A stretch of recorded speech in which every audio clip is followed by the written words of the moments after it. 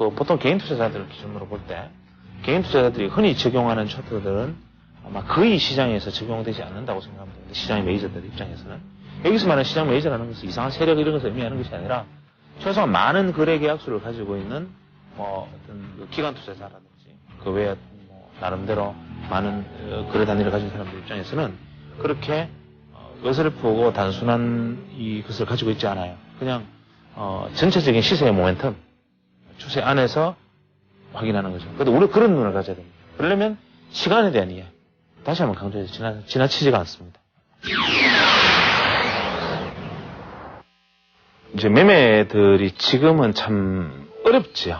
지금 굉장히 어렵고, 지금은 또 시장 안에서 그 뛰어들어 있는 매매자들 자체의 속성이 예전처럼 막무가내가 아니기 때문에, 참 요즘은 저도 보고 있으면 참 답답할 때가 많습니다. 그래서 차라리, 속 편하게 시간을 좀 늘려잡고, 매매하는 게 좋겠다. 이제는 예전에 시간을 좀 좁혀 잡았다가 좀 늘려잡자. 늘려잡는다는 얘기는 매매의 기회가 그만큼 줄어든다는 것을 의미하잖아요. 그래서 내가 시간을 늘려잡는다, 짧게 잡는다라는 것을 기준을 어디에 두느냐 하면 보통 내가 매매 횟수 유발 빈도입니다. 내가 내 기준에서 매매가 유발되는 빈도가 어느 정도로 세팅을 하느냐. 이것이 어떻게 보면 타임프레임을 내가 어떻게 설정하느냐라는 말에 거꾸로 된 질문에 대한 답일 수도 있죠. 우리가 합당한 매매가 유발시킬 수 있는 정도, 내가 감당할 수 있는 범위, 쉽게 말하면 내가 매매를 감당하는데 부담이 없고 내가 시장의 추세에 크게 무리 없이 매매가 일어날 수 있는 횟수를 셋업하는 녀석, 그것이 어떻게 보면은 우리가 트레이딩보다 더 중요한, 트레이딩에 앞서서 익혀야 할 하나의 어떤 중요한 습관이. 그래서 매매를 하기 전에 제일 먼저, 그날에 매매를 하기 이전에 제일 먼저 내가 지금 매매 횟수 정도가 이 정도면은 매매가 내가 가지고 있는 셋업 타임에서는 현재 같은 속도에 빠르기라면 매매가 지나치게 빈번하겠다. 이러면 손실 매매 가능성도 있으니까 조금 늘려잡자. 지금은 속도가 빠른 구간이니까 이럴 때는 차라리 매매 횟수를 늘리겠다. 이렇게 다양한 판단이 있을 수 있죠. 그렇게 유연하게 대응을 하면서 잣대를 가지고 가면서 시장을 봐야 되는데 대부분의 사람들은 1년 전에 하는 거나 지금 하는 거나 오히려 예전에 해왔던 방식을 더 많이 해야 그쪽에 더 도가 터져가지고 이제 나중에는 더 도사가 되고 더 잘할 거라고 생각하고 자기 보는 그 안에서 좀 더 새로운 게 없을까 계속 그것만 생각하는 거죠. 그래서 아주 유연하게 이것을 받아들여야 됩니다. 분 차트보다는 틱 차트가 오히려 그 속도의 관점에서 보면 더 정확하게 나타날 수 있지 않습니까?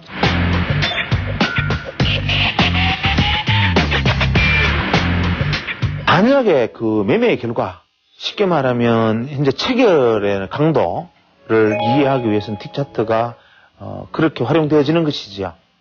다만 우리가 보고자 하는 것이 전체적인 어떤 웨이브 안에서 시장이 정말 본질적으로 가는 방향성을 이해하기 위해서는 분 차트가 궤적을 보는 것이 유리한데, 말씀하신 바는 상당히 합리적인 거라고 생각은 됩니다. 그쪽으로 한번 연구를 해서 좋은 결과가 있으면 저한테 좀 가르쳐 주세요. 저도 저는 원래 틱 차트 활용법에 대해서 별로 그렇게 많이 알고 있지를 못해요. 왜 알고 있지를 못하느냐면 한때는 처음에 틱 차트를 많이 봤죠. 맞는데 틱 차트를 보고 있었을 때 가장 큰 문제는 심리 관리입니다. 이 틱 차트를 보고 있으면 이게 출발 동서남북 심리가 작동을 하기 때문에 내가 이 출발 동서남북에 줄 많이 서는 쪽에 서려는 속성을 내가 극복하기가 참 제 개인적인 경우지만, 그래서 저는 틱 차트를 그 이후로 별로 이렇게 사이가 안 좋게 지내고 있는데, 틱 차트 한번 공부 좀 해보십시오. 제가 해줄 수 있는 말은 틱 차트의 활용법이라는 것은 말씀하신 대로 그 어떤 매매 강도를 이해하는 데 도움이 된다. 그러나 전체적인 궤적을 파악하기 위해서는 미비한 점이 있다. 이렇게 정리를 하죠. 사실 이번에 한 서너 시간 이어졌던 3, 4주 이어졌던 국제 매듭은 결국 출발점은 트랙과 페이를 질문하시면서 일어난 일 아닙니까? 그렇죠, 그죠? 매매를 해보다 보니까 난 트랙과 페일이 요즘 너무 많이 일어나서 아주 혼동스럽다 이 말을 하신 거잖아요. 그 말은 제가 정리를 다시 하자면 내게 트랙과 페일에 의해서 잦은 손실 거래가 일어나더라. 그 잦은 손실 거래가 일어난다는 말은 내가 지금까지 익숙해왔던 파동과 다른 파동이 지금 발생을 했다. 그러면 거기에 대한 대응이 내가 적절치 못했다. 이 말하고 지금 같단 말이죠. 그래서 그 정답은 이제 그 말씀하셨던 구간은 시장이 이렇게 그냥 쭉 진행되다 갑자기 푹 떨어지는 이 구간 안에서 지금 현재 이 상황 안에서 내가 손실 거래가 굉장히 잘 일어나더라는 거죠. 이 상황 안에서 손실 거래가 사실 일어날 수밖에 없는데 이렇게 갔을 때는 사실은 모든 사람이 눈치를 채고 있지 않습니까? 이거를 눈치를 못 채고 있는 사람은 주식 투자할 자격이 없는 거죠. 그냥 이렇게 갈 동안에는 계속 눈치를 채고 있는데 이렇게 모든 사람이 눈치를 채고 있을 동안에는 시장이 아무리 계속 상승해봐야 변동성은 계속 줄어드는 거죠. 이게 그렇잖아요. 변동성이 줄어들고 있다는 의미는 뭐냐면 역설적으로 이야기하면 모든 사람들의 생각이 그쪽에 동의를 하고 있다는 소리입니다. 그런데 그 사람들의 동의가 헷갈리기 시작하면 변동성이 커집니다. 그러니까 여기서는 예를 들면 이렇게 주가가 이렇게 지난 게 상승하더라도 이렇게 탁 떨어져 봐야 그래도 이렇게 또 반등할 걸, 또 확 떨어져 봐야 에이 또 반등하겠지, 이런 믿음들이 실제화되어 왔단 말이죠. 그런데 어느 날 확 이까지 떨어졌을 때는 변동성이 변화가 없었어요. 지난번에 급락할 때도. 그리고 920포인트에서 확 떨어져서 820포인트까지 떨어져도 사실 변동성의 급등은 없다 이 말입니다. 근데 이걸 무너뜨리는 순간 변동성이 어마어마하게 증가해 버리는 거죠. 왜냐하면 여기서부터는 사람들이 혼미 상태에 빠집니다. 왜 혼미 상태에 빠지느냐 하면 새로운 컨센서스를 아직까지 못 만들었단 말이에요. 자, 하락이 단순하게 상승하던 시장이 하락했기 때문이 아닙니다.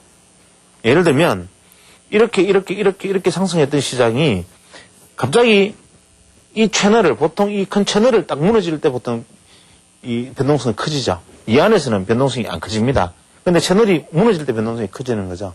커졌는데 이게 뭐 이것도 좋고 아니면 이것도 좋아요. 내가 공감대를 가지는, 그리고 시장은 모든 사람들이 요런 공감대를 가지고 있던 공감대를 가지면 변동성은 다시 줄어듭니다.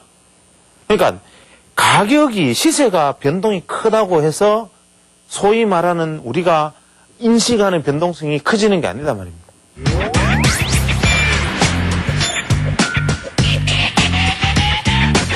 주가가 500, 800, 500, 800, 500, 800을 늘뛰기를 한다 가정을 합시다. 그래도 모든 사람이 야 500, 800, 800은 500 갈 거야, 500에서 800 갈 거야 이렇게 생각하면 그건 변동성이 떨어져 버린단 말입니다. 그러니까 합의가 된 추세 방향성을 아직까지 확보하지 못하고 있다는 사실, 이게 바로 변동성이 커지는 원인이지요. 그래서 이런 상황에서는 시장이 어떻게 우리는 대응을 해야 되느냐 하면 보편적으로 사람들이 집착하려고 드는 짧은 이 과거의 추세에 대한 미련, 이거를 빨리 버리는 게 제일 중요합니다. 이거에 대한 미련을 가지고 있기 때문에 항상 어리석은 짓들을 합니다. 1번, 고점 대비 이제 상승폭 대비 33%가 떨어진 뭐 예를 들면 800포인트. 또 2번, 대비 50포인트가 떨어진 뭐 700포인트. 숫자는 틀리겠지만, 또 그것도 틀리면 대비 뭐 66%가 떨어진 뭐 600 몇십 포인트. 이런 쓸데없는 소리들을 하거든요. 또 과거 추세에 이 추세에 대한 단기 이평, 중기 이평, 장기 이평, 초장기 이평을 기준으로 해서 아직까지 중기 이평은 지지를 하고 있고, 아직까지 장기 이평은 지지를 하고 있고, 아직까지 초장기 이평은 지지를 하고 있고, 초장기 이평을 지금 현재 회복을 했고, 장기 이평을 회복을 했고, 뭐 중기 이평을 뭐 이 저항을 받고, 이 말은 무엇을 의미합니까? 지금 내가 시세를 이야기하고 있는 것은 현재의 시세는 여기 있는데 이 시세를 계속 이 영향권 안에서 생각한단 말이에요. 주식 투자자의 가장 결정적인 오류가 내가 말하는 거의 모든 잣대, 심지어는 이동평균선마저도 이거의 그림자 안에서 내가 바라봅니다. 이거의 그림자 안에서. 그러다 보니 심지어는 어느 정도까지 나아가느냐 하면 이런 고점에서 피보나치 33%, 50%, 60%, 50%, 33% 선에 피보나치 채널을 꺼가지고 뭐 지지를 하네, 뭐 저항을 하네, 뭐 이런 소리도 하고, 이게 자기 딴에는 딴소리인 것 같지만 이거는 뭡니까? 지난 꼭지점을 기준으로 아직까지 영향을 받고 있는 거예요. 그러니까 우리는 이러한 가격의 높낮이라는 것 자체는 사실 중요한 거 아닙니다. 그러니까 이것이 어떠한 방향성을 가졌었고 지금의 시세가 무너졌으면 무너졌다는 사실을 인정하고 현재의 시세 여기에 영향을 받고 있어야 돼요. 여기에.